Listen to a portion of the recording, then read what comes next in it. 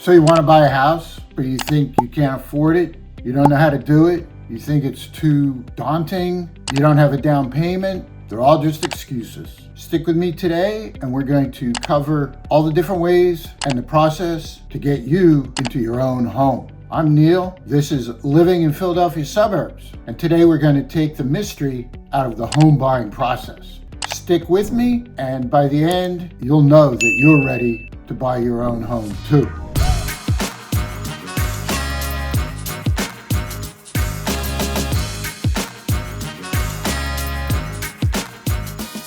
So today we're going to take a step-by-step look at the home buying process. Don't let it daunt you. So many people now, because interest rates seem high, because recently they've been so low, that they think now is not a good time to buy a house. But you're wrong, because the interest rates are not forever. Just think of the interest rate now as a short-term loan, and when interest rates come down, which they eventually will, because everything is cyclical, you'll be able to refinance your house at a lower rate.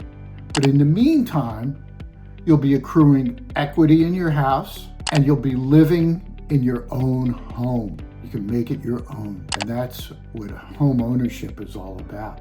So today we're going to look at the home buying process step by step. It's going to seem like a lot, but when you work with a good professional, they will guide you through the whole process, advise you through the process, smooth things out for you, help you with the negotiations, and make the whole thing much more simple. A good professional will take all the stress out of your home buying process. So here's what I see the steps. You have to look at your financial readiness. You have to define your needs and wants. What are you really looking for? Then you have to find a house. Then you have to make an offer. And sometimes if you're new to the home buying process, you won't know. So first you want to look at, well, what are your must-haves? Do you have a bunch of kids getting ready to go to school? Then maybe the school district is the very most important thing.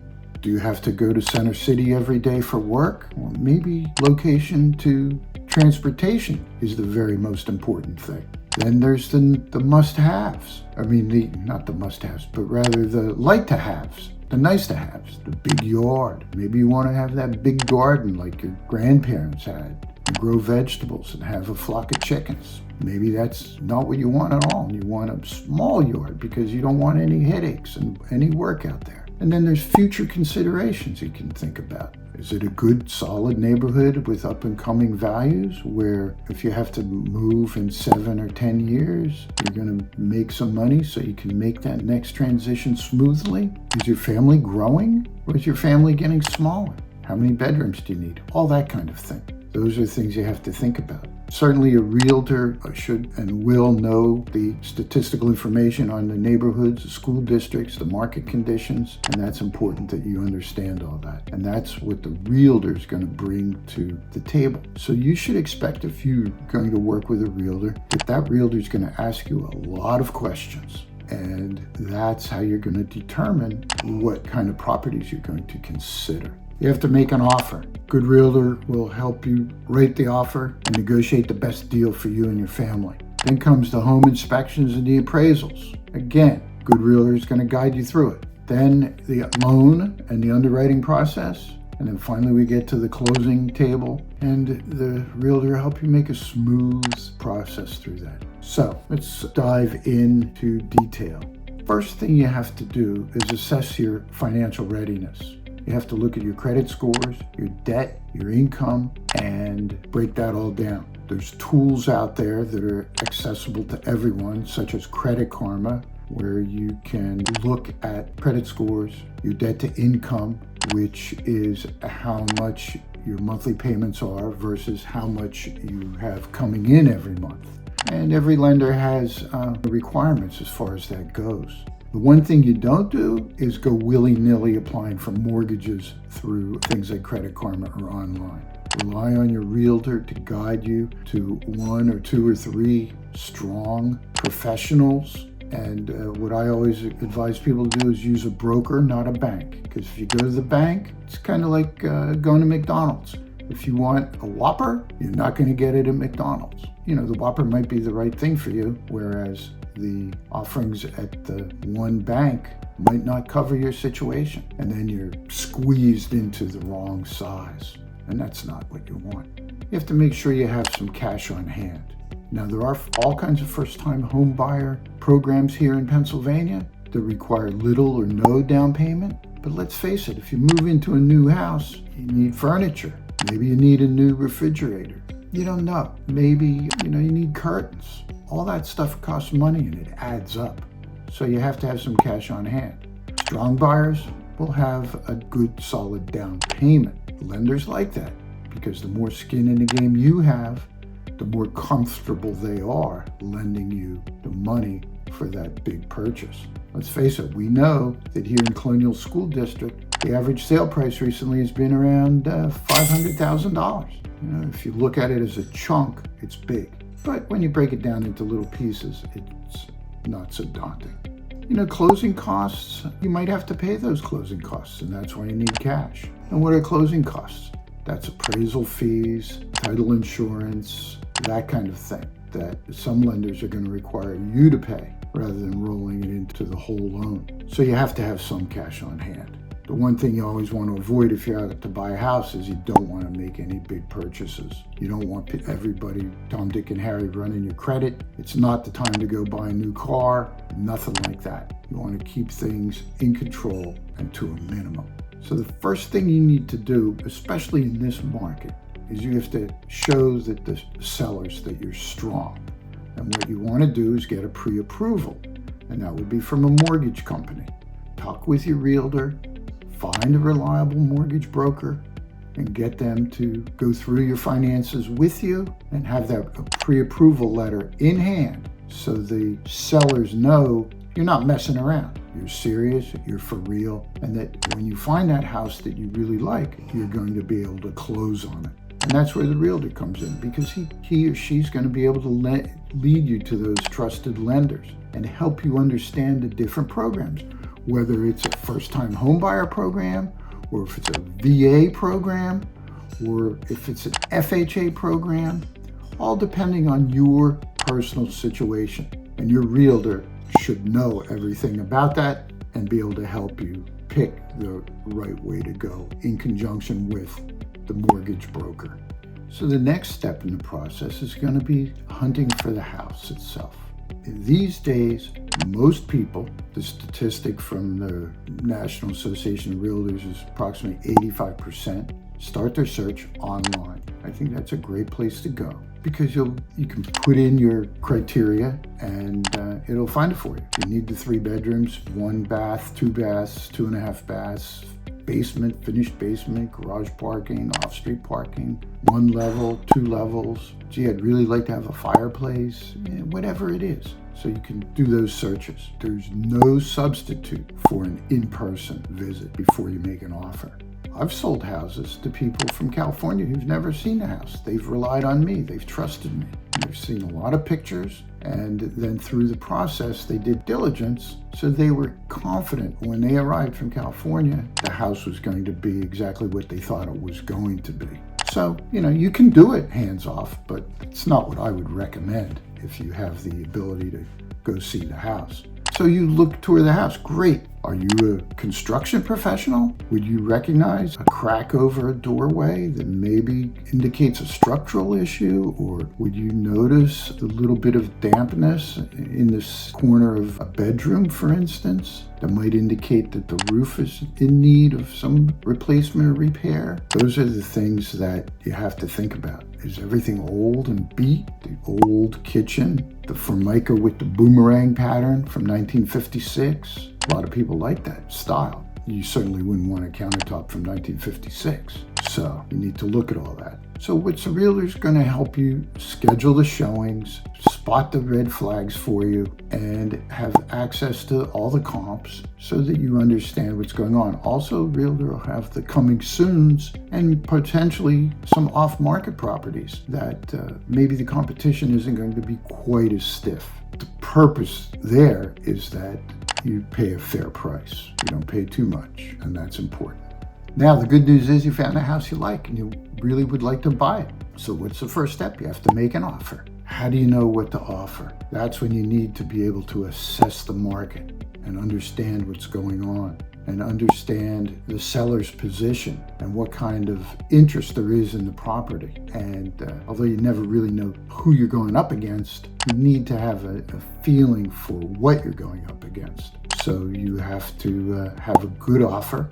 And there's all kinds of ways to structure offers. I mean, there's offers with accelerator clauses where you can say offer X, and we're willing to increase our offer up to X plus some number if you get a higher offer. It might be what you want to do, but you got to be careful because you don't want to just do that thoughtlessly, because you need to stay within the parameters of your pre-qualification. You have to have some earnest money ready, and you have to understand about what those earnest money deposits are, if there's any risk to your deposit if the deal doesn't go through, and who's the best person or institution to hold that earnest money deposit for you. I always recommend the title company, because the title company works for you, the buyer, and it takes the control of the earnest money deposit away from the seller and the seller's realtor, so it protects you. So that's how I would do it.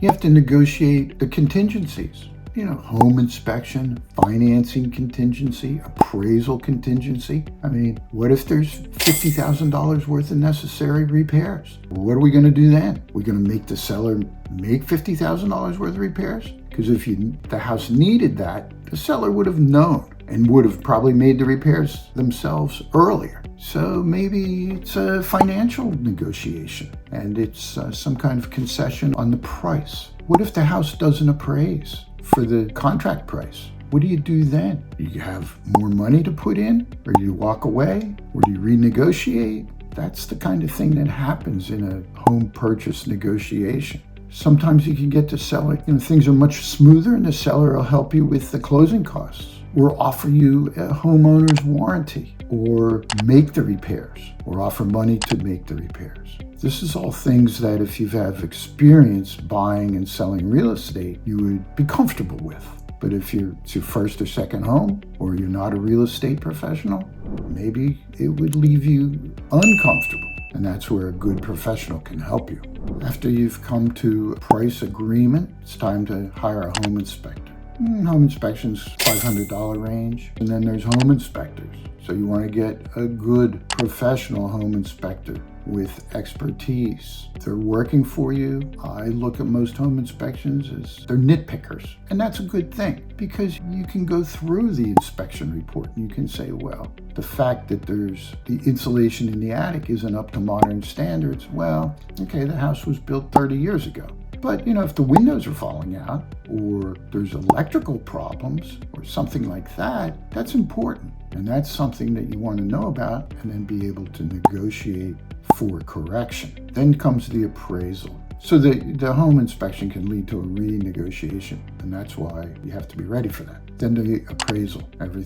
You have the contract, now comes the appraisal. The appraiser comes out, and they're independent. And they have different methodologies, the way they appraise things, but what they come up with is a fair price, because the lender wants to be assured that they're lending on a property that's actually worth the amount of money that they're lending. Makes sense. You want the same thing. I wouldn't let you get involved in a situation where the appraisal was much lower than the contract price, because that's not in your best interest. On the other hand, if it's real close and you have the money and it requires you to throw in another $5,000, something like that, maybe it's not a problem. You have to look at both sides on that. So that's the appraisal and home inspection process. Great protection for you as the buyer. Now that we have all the negotiations completed, the repairs have been addressed, and the sale price and the date we're going to move in and all that stuff, the loan approval process goes into full gear. The lender is going to underwrite the loan. And what that means is they're going to look at you under a microscope. They're going to look at your job, your income, all your debts. They're going to pull all the credit reports, and they're going to go through things down to the nitty-gritty. And that's why you want to not incur any kind of new debt, no new credit cards, loans, cars, sign up for expensive trips, anything, nothing. You just want to hang tight because you don't want any changes in your financial position as you're running up to the closing date. Then comes the final walkthrough. The seller has moved out or cleaned the property out or whatever. You and your realtor will be there looking to be sure that any repairs that were requested and agreed upon have actually been made, that the house is still there. A tree hasn't fallen on the back porch. All these last minute surprises, that the sewer hasn't backed up into the basement. Hey, all this kind of stuff can happen. So that's last minute. You got to check everything. Check, recheck, like that old ad, check, double check. So that's going to make everything smooth for the lender, and you want to verify everything before you move in. And at the same time all this is going on, the title company is making sure that the seller can deliver what they call clear title to you. And that means that there are no liens against the property, that the taxes have been paid, that the utility bills have been paid, that the guy doesn't owe any money to the IRS where they've attached the property, because you don't want to take on anybody else's problems. You just want a new home. And that's what the title company is going to do. Then here in Pennsylvania, usually the title clerk handles all the paperwork at the closing. And the mortgage company, the lender, should be at the closing also. You know, the deed transfer and everything on closing day, it's just a few pages. The mortgage package is usually about half an inch, 3/4 of an inch thick, and you have to sign. But you have to be in a position where you can rely on your title company. You can rely on your mortgage broker to advise you properly and interpret the paperwork. And the other person, of course, is the realtor. And some people bring in an attorney. You don't necessarily need that because everything is fairly standard, but maybe that's the kind of thing you want to do too. Some states require an attorney, but Pennsylvania does not. At that point, you'll see the closing sheet. They call it the Alta. It shows all the debits and the credits, what's owed to the buyer, what's owed to the seller. The taxes are balanced out, prorated, they're all paid. Escrow accounts are set up because your lender may want you to pay money into escrow for your future homeowner's insurance and taxes. And you're going to get the keys. And then you have to call the movers, get them going. So the realtors can help you there at the closing because they're going to review all the paperwork. They're going to know if anything is unusual or incorrect. And if there's any problems at the closing, they're going to get busy and get those problems worked out. And we're not going to talk about problems today, but things happen. But the bottom line is that in 99.9% of the transactions that I've been involved in, the seller wants to sell, the buyer wants to buy. Everybody's legitimate, honest, forthright, and straightforward, and properly advised, properly prepared, properly done. It'll be a smooth transaction, and that's what's important to you as the buyer.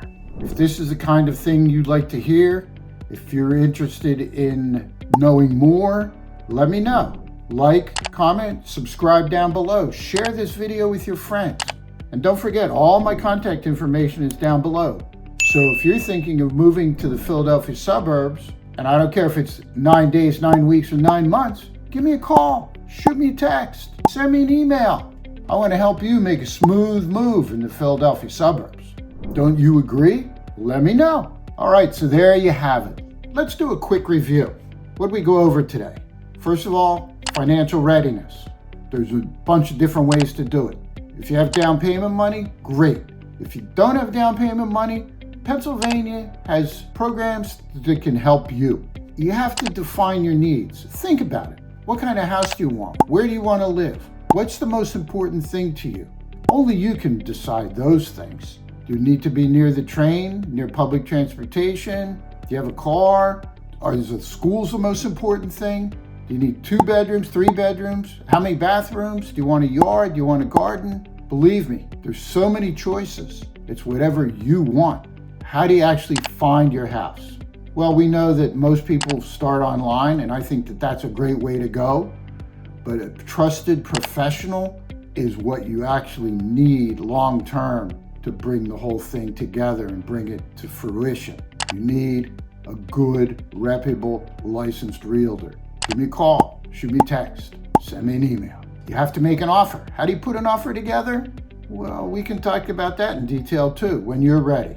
Then you need trusted professionals for appraisals. You need a good mortgage company. You need a good home inspector. You need to understand what the home inspection means.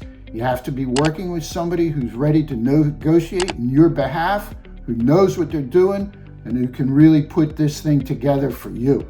And then, of course, there's the closing, and there's a stack of paperwork, and what the heck's it all mean, and who can actually interpret all that legalese. Do you need a lawyer?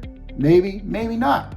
Hopefully, you can rely on your title company, your mortgage broker, and your realtor, and they will help you and guide you through that closing process. Then all you need is a bunch of keys and a locksmith, change the locks, and you're good to go. So that's the home buying process in a nutshell. Guidance, negotiating skills, problem solving. My goal is always to help you make a smooth move in the Philadelphia suburbs. So, I don't care if it's 9 days, 9 weeks, 9 months. Give me a call, shoot me a text, send me an email, because I want to help you. This is Neil. Thanks for watching. I'll see you again soon with some more interesting content. I think next we're going to go down to Conshohocken, look at a house that I have listed over there, and talk about some of the things you need to know before you move to Concha.